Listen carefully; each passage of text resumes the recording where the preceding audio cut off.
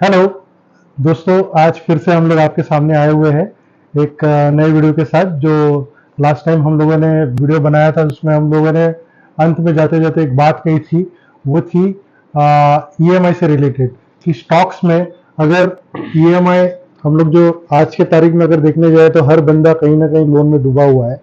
घर का loan, scooter का लोन, बाइक का लोन, कार का लोन, फोन का लोन, होम अप्लायंसेस का loan and everything in loan, और लोन्स के ईएमआई में दबा हुआ है। बेचारा अपने आप को एडजस्ट करता रहता है कि वो उससे कैसे उभरे। तो किशोर जी, मैं आपसे जानना चाहूंगा कि हमारे दर्शकों को अगर आप बताएंगे कि लोन को भरते भरते रहना है या उसके साथ में हम कुछ ऐसा भी कुछ क्रिएट करें बैकअप, जिसके वजह से हम लोगों का जो है स्टॉक्स में भी हम लोगों को क्या मदद कर सकते हैं कि हम लोग इसको ओवरकम करके आ सकते हैं। क्योंकि अगर हम लोग 10 लाख का लोन लेते हैं, समझ लो घर का 20 लाख का लोन है या 10 लाख जो भी है, तो वो ऑलमोस्ट हम लोग डबल भरते हैं। जैसे 20 लाख का लोन मैंने लिया है तो मैं भर रहा हूँ 40 लाख। तो ऐसी स्थिति में तो मैं आने वाले 15 सालों में तो मेरे जो कमाए हुए जो भी 20 लाख है वो मैं तो एक साथ तो नहीं कमा करेक्ट। सकता हूँ। तो आपसे मुझे यही जानना है दर्शकों के लिए कि हम लोग उसको कैसे ओवरकम कर सकते हैं, सारे ईएमआईज को कैलकुलेट करके एक ठीक तरह से एक हम लोग एक मैनेजेबल चीज में आ सकते हैं कि हमको लगे कि हमारा ईएमआई गया भी नहीं और स्टॉक्स स्टॉक्स की वजह से हमारे पास वो पैसा लौट के आया। सर ठीक है, तो just to put it make it very simple, बहुत सिंपल तरीके से मैं डाल देता हूँ, आपको क्वेश्चन में समझ में आया मेरे को। जो ईएमआई है, ठीक है, let's understand it this way. EMI वो है जब आप इंटरेस्ट किसी को भर रहे हो, और इन्वेस्टमेंट्स हुआ जब समझो कोई आपको इंटरेस्ट दे रहा है, चाहे आपका एफडी हो, वो आपको इन्वेस्टमेंट देता है। ईएमआई यानी आपने वही इंटरेस्ट का पैसा किसी और को दिया। तो इन्वेस्टमेंट्स, तो जहां तक ईएमआई का बात है, आपको ईएमआई उसी चीज के लिए लेनी चाहिए जिससे आपसे असेट क्रिएट हो। अब असेट क्या है? असेट वो है जो हर महीने हर साल आपको कुछ ना कुछ रिटर्न में देता जाए। तो ईएमआई लेने से पहले आप जानिए कि आपका स्कूटर आपको हर महीने कुछ दे रहा है, आपका घर क्या हर महीने आपको कुछ दे रहा है, या अगर आपको घर ही लेना हो तो शायद आपने कमर्शियल प्रॉपर्टी ले लिया जहां से आपको शायद आपने उसको रेंट पे दे दिया, तो आपको रेंट है, तो वो ईएमआई अच्छा है। लेकिन अगर आपने कार या स्कूटर या किसी ऐसे चीज के लिए एसेट किया, किसी लायबिलिटी क्रिएट किया आपने उसके लिए, तो that's not a good EMI. Rather वो पैसा अगर आपने इन्वेस्ट किया होता हर महीना, then you would have created a big corpus. तो जब मैं कॉर्पस की बात कर रहा हूं, you have to understand, investment में एक बहुत बड़ा फंडा होता है कंपाउंडिंग, जिसको लोग चक्रवर्ती ब्याज कहते हैं, राइट? मतलब ब्याज पे ब्याज, इंटरेस्ट पे इंटरेस्ट, राइट? तो इन्वेस्टमेंट में सबसे बड़ी चीज है कंपाउंडिंग। एल्बर्ट आइंस्टाइन जैसे एक महान साइंटिस्ट थे जिन्होंने कहा था, one who understands compounding earns it, and one who doesn't understand page it. हाँ, यस। तो जो ईएमआई भर रहा है, आप एक्चुअली अपनी कंपाउंडिंग सरेंडर कर रहे हो, और अगर आप कमा रहे हो तो आप कंपाउंडिंग अर्न कर रहे हो। ये कितनी और कमाल की बात है, ये हम लोग समझ ही नहीं पाते और कि हम लोग उस बंदे का कंपाउंडिंग भर रहे हैं और हमारा कंपाउंडिंग जा रहा है। एग्जैक्टली, और कंपाउंडिंग ही जादू है इन्वेस्टमेंट में। अगर आप पूछोगे इन्वेस्टमेंट्स में जादू क्या है, रिटर्न्स क्या है, कंपाउंडिंग ही है। और कंपाउंडिंग टाइम के साथ होता है। आप इसे समझ लीजिए, आपने कोई पौधा लिया, उसे जमीन पे लगा दी, लेकिन तुरंत तो वो आपको फल देना शुरू नहीं करेगा।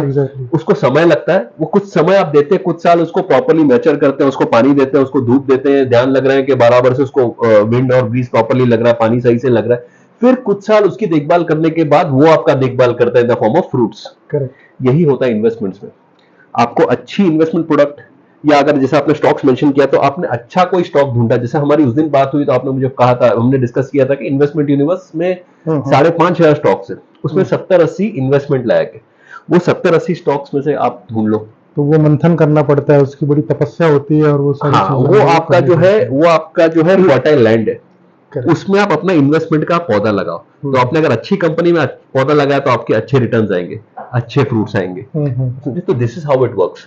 तो बेसिक्स ऑफ इन्वेस्टमेंट है, अगर हम लोग बेसिक की बात करें तो इन्वेस्टमेंट इज, इसमें कंपाउंडिंग है। Investment means compounding. आपके पैसे बनेंगे। कोई भी आपने बिजनेस देखा होगा, तो आज बिजनेस शुरू करते कल नहीं आता, उसको समय देना पड़ता है बिजनेस को। तो ऐसी तरह से आप स्टॉक को लेते हैं, तो उस कंपनी का आप एक स्टॉक खरीदो तो एक स्टॉक तक आप उस कंपनी के मालिक हो, आपका उस पर मालिकाना हक है, राइट?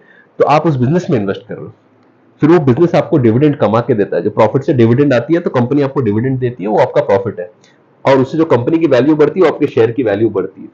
तो तो ऐसा मत समझिए कि मैं आज स्टॉक ले लिया कल बढ़ गया, वो उसको बोलते हैं गैम्बलिंग, जिसको हम आम टर्म में बोलते हैं ट्रेडिंग जिसको करते हैं, we call it gambling, right. But investment is a different thing.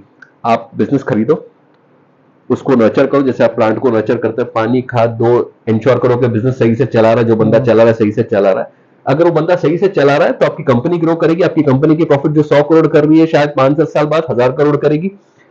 आपको डिविडेंड पहले समझो 100 करोड़ में 50% डिविडेंड बांटते हो, आपको शायद कंपनी 100 करोड़ की 50% बांटती है, यानी 50 करोड़ से डिविडेंड बांटती होगी, आपका जो शेयर है उतना आपको मिलता होगा, राइट। करेक्ट। कल वही कंपनी 1000 करोड़ का 50% बांटेगी, यानी 500 करोड़ की बांटेगी डिविडेंड, तो 500 करोड़ में आपका जो शेयर है वो आपको मिलेगा। तो सर मैं एक थोड़ा सा सरल भाषा में समझाने जाए तो डिविडेंड आपने जैसे बोला, तो ये थोड़ा सा अगर आप बताएं कि ईएमआईज हम लोग भरते हैं तो हम लोग अपना पैसा जा रहा है, राइट। जैसे आपने बहुत अच्छे से बताया कि भैया हम लोग दूसरे का कंपाउंडिंग बढ़ा रहे हैं, तो वैसे एक आम आदमी अगर शुरू करना चाहे कि भैया मेरा ईएमआई मैं भर रहा हूँ, फर्ज कीजिए एक 20,000 रुपए का ईएमआई हर महीने भर रहा हूँ, तो ऐसा कोई वो अपना एक शुरू करे कि जिससे वो 20,000 तो उसने भरना ही है 15-20 साल तक, तो उसको ओवरकम करने के लिए वो शेयर्स में जो शुरुआत करे, तो वो सहज रीति से कितने से कैसे शुरू करे ताकि वो अपने ईएमआई को थोड़ा सा जस्टिफाई कर सके कि दोनों को वो कैसे मतलब रिकवर करने की कोशिश कर सकता है। देखो ईएमआई जो है ना, रिकवर करना एक अलग चीज हो गई, ठीक है। ईएमआई जो है, आपको ईएमआई समझो, अगर आपका प्रश्न ये है कि ईएमआई हमको रखना चाहिए क्या वो या वो अमाउंट इन्वेस्टमेंट में डाल देना चाहिए, क्या ब्रॉडली आपका सवाल ये है जी कि अगर आपके पास एक अमाउंट है तो उसको आप डेट रीपे करें या उसका इन्वेस्टमेंट करें, अगर आपका सवाल ये है, हाँ। तो अगर समझिए आप इंटरेस्ट 10% भर रहे हैं, हाँ। ठीक है, और इन्वेस्टमेंट जहां पर आप इन्वेस्ट करना चाह रहे हैं वो आपको 15% कमा के दे रहा है, करेक्ट, तो बेटर है कि इन्वेस्टमेंट भरे, करेक्ट, इन्वेस्टमेंट की तरफ जाए। अगर आप 10% भर रहे हो, आपका इन्वेस्टमेंट जैसे बैंक एफडी आपको 7-8% कमा के दे रहा है, तो बेटर है कि आप अपना लोन पे ऑफ करें। As simple as definition as that. मैं बहुत सिंपली समझा रहा हूं ताकि आपके दर्शकों को समझ आ जाए। Okay, right, so that's it for today. एक अगला क्वेश्चन लेके फिर तैयार होंगे, राइट। Thank you.